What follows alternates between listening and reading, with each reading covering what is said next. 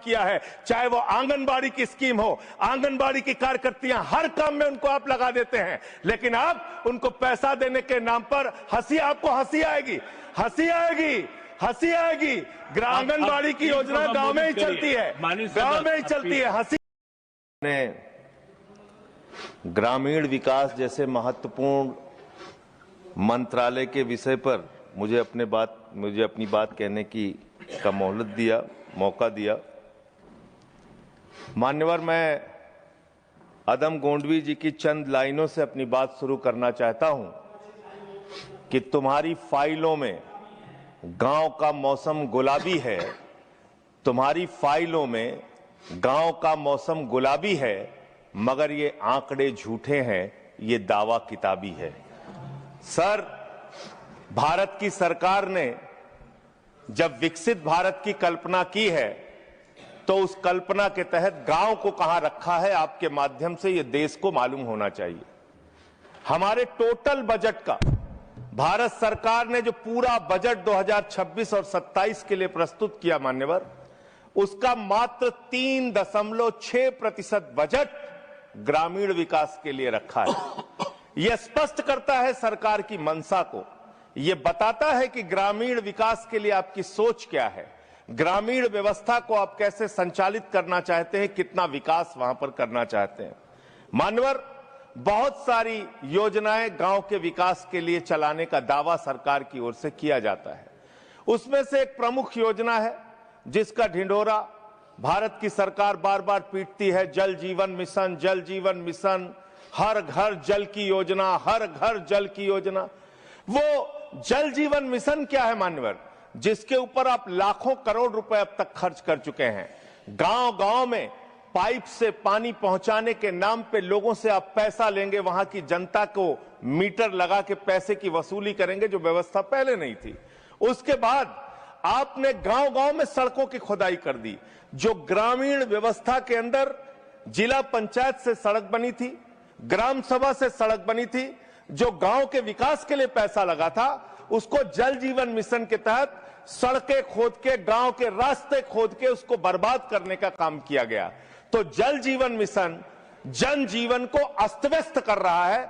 एक तो ये उस मिशन की खासियत है जो सरकार को सोचना और जानना चाहिए। दूसरी बात मान्यवर, मेरा तो कहना छोड़ दीजिए, भारतीय जनता पार्टी के एक विधायक है ब्रजेश राजपूत जी, उन्होंने उत्तर प्रदेश के सरकार के मंत्री का घेराव किया।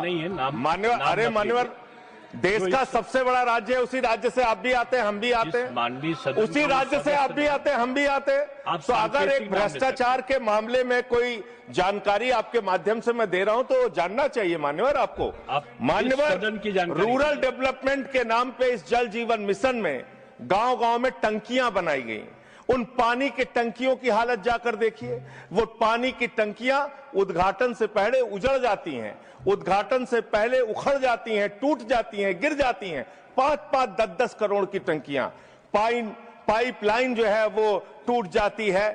तो मैंने तो इसका मामला सबसे पहले उठाया था, तब सरकार ने हमारी बात नहीं सुनी, कई मुकदमे मेरे ऊपर उल्टा करा दिया।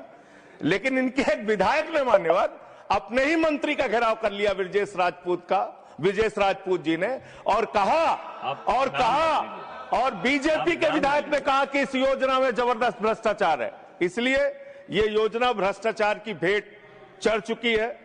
दूसरी बात आते हैं, आपने गांव के अंदर जो तमाम और स्कीम शुरू की और उसकी हकीकत क्या है, कितना बजट निर्धारित किया, कितना खर्च किया। आपने मान्यवर मनरेगा के तहत 25-26 में 86,000 करोड़ रुपए निर्धारित किया था बजट में, और इस बार 26-27 में आपने 88,000 करोड़ रुपए मनरेगा के लिए निर्धारित किया। जब आपने 86,000 करोड़ रुपए निर्धारित किया तो आपकी गारंटी थी 100 दिन की। जब आपने 88,000 करोड़ रुपए निर्धारित किया तो आपकी गारंटी है 125 दिन की, और आप कह रहे हैं हम 60% भागीदारी करेंगे। पिछले कई वर्षों से, जब से प्रधानमंत्री नरेंद्र मोदी जी बने हैं इस देश के और जब से भारतीय जनता पार्टी की सरकार है, मनरेगा की स्कीम में इस सदन के अंदर मैं पूरे जिम्मेदारी से बोलना चाहता हूं, एक भी साल में 50 दिन से ज्यादा आपने रोजगार नहीं दिया। मनरेगा स्कीम को आपने मारने का काम किया, खत्म करने का काम किया, और उसके बाद आपने कह दिया 40% राज्य सरकारों की हिस्सेदारी होगी, जो राज्य सरकारें ज्यादातर घाटे में चल रही हैं। चलिए वो भी आपने कर दिया जो आपको करना था, आपने स्कीम पास कर दी जी राम जी की। लेकिन मुझे आप जरा कृपा करके बताइए, आपके हिस्से का 125 दिन के हिसाब से रुपया बैठता है मंत्री जी 2 लाख करोड़ रुपए, तो आपने तो निर्धारित ही 88,000 करोड़ रुपए किया है। तो आप इस स्कीम में क्या सोचते हैं, क्या आपकी योजना है और कितना आप बजट निर्धारित करना चाहते हैं? यानी कि आपकी मंशा ही साफ नहीं है कि आप मनरेगा स्कीम को गांव-गांव तक चला सके। इसके बाद मान्यवर आते हैं, एक मिनट माननीय मंत्री करना चाहता हूं कि जब मैं बोलूं तब आप सुनने जरूर उपस्थित रहना, बोल के चले मत जाना, एक एक चीज का जवाब दूंगा।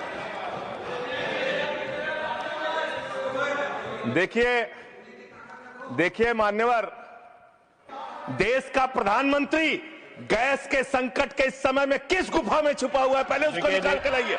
पहले उसको निकाल के लाइए। प्रधानमंत्री किस गुफा में छुपे हुए हैं? प्रधानमंत्री के बारे में आप हमारे ऊपर टिप्पणी कर रहे हैं, का प्रयोग नहीं करेंगे। आप हमारे ऊपर टिप्पणी कर रहे हैं। ये आप हमारे पूरा देश गैस की लाइनों में खड़ा है, यहाँ पर शामिल प्रधानमंत्री गुफा में छिपे हुए हैं।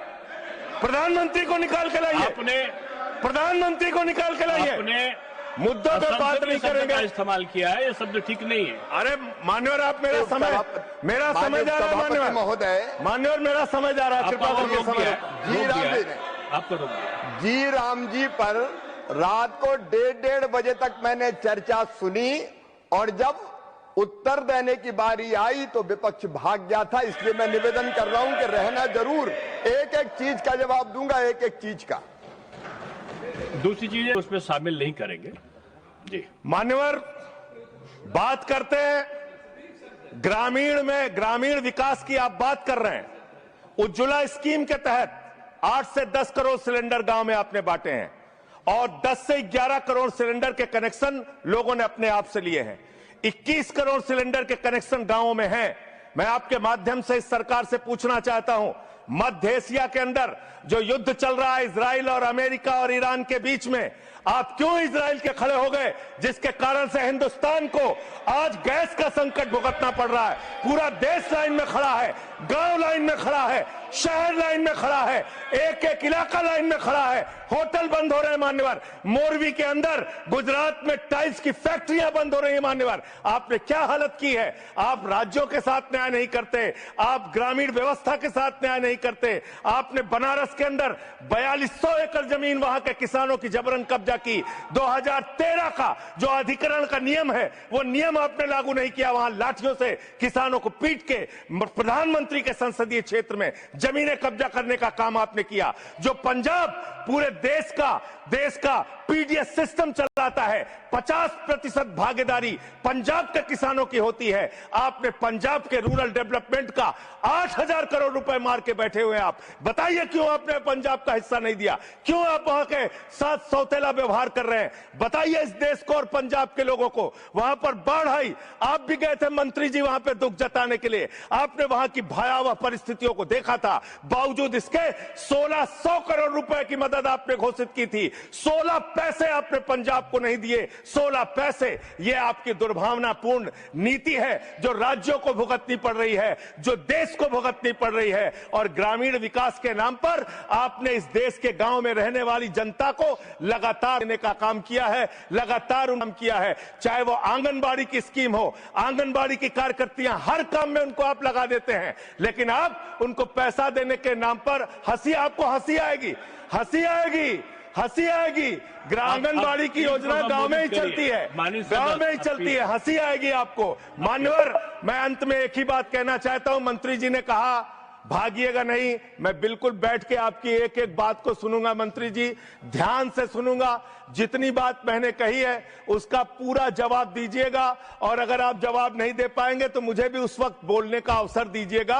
आप ही अकेले बोलने का अधिकार रखते हैं, ऐसा नहीं होना चाहिए। और दूसरी बात मान्यवर, दूसरी बात, इस समय भगौड़ा कौन है अब ट्रंप इसका- की इसके जो है गुलामी आपका कौन कर समय रहा है? समाप्त हो पूरा गई। देश देख रहा है। माननीय जो भी